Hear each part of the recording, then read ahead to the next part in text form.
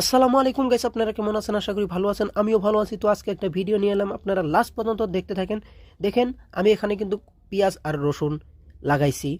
আমাদের কিন্তু জমি আছে, তাও কিন্তু আমি এই পাইপে লাগাইছি। কেন লাগাইছি আপনারা ভিডিওটা লাস্ট পর্যন্ত দেখতে থাকেন। আমি এই পাইপে লাগাইছি, দেখেন কত সুন্দর পেঁয়াজ হয়েছে। খেতে যে পানি দেই ওই পাইপে কিন্তু আমি এই পেঁয়াজগুলো লাগাইছি।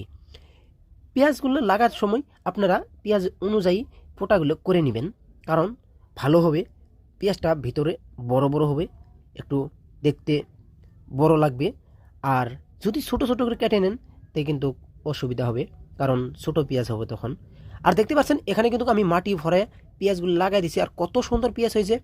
আর এই পেঁয়াজের কিন্তু এক জায়গা থেকে অন্য জায়গায় নিতে পারবেন। আর এখানে দেখেন একটা ফলের ডাব্বায় আমি কিন্তু রসুন লাগাই দিছি। প্রত্যেকটা ফুটায় কিন্তু আমি একটাকে রসুন দিছি, কারণ এই ফুটায় অনেক ফুটায় আছে। আমি এই ফুটায় যে দিছি অনেক রসুন হবে। আর আপনারা এইভাবে কিন্তু এক জায়গা থেকে অন্য জায়গায় এই ডাব্বাটা নিতে পারবেন, কারণ কিচ্ছু হবে না।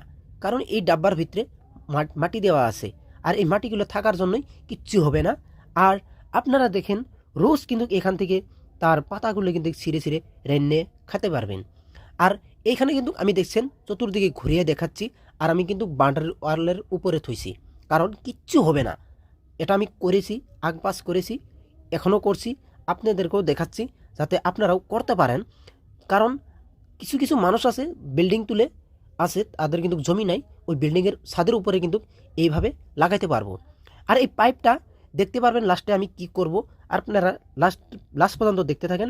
আর দেখেন আমি রসুন কিন্তু অল্প অল্প করে পানি ছিটিয়ে দিচ্ছি, কারণ পানিরও প্রয়োজন আছে, কিন্তু অত পানি দিবেন না, নাহলে মাটিটা বেশি টাইট হয়ে যাবে।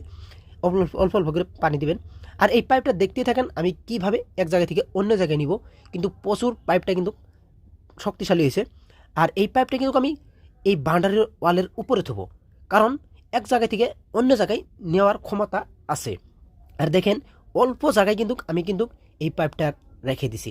আপনারা ইচ্ছে করলে এই মাথায় থেকে ওই মাথায় পর্যন্ত যদি বাউন্ডারি ওয়ালের উপরে যদি এইভাবে পাইপ দিয়ে পেঁয়াজ গাড়েন, তো অনেক পেঁয়াজ হবে। দেখতে পাচ্ছেন আমাদের কিন্তু এই পেঁয়াজটা অনেক সুন্দর হয়েছে। আর আমরা কিন্তু রোজ এখান থেকে দুই একটা পাতা ছিঁড়ে নিয়ে রান্না করে খাই। আর দেখতে পাচ্ছেন আমি কিন্তু একটা ওয়ালের থেকে আরেকটাই ওয়ালের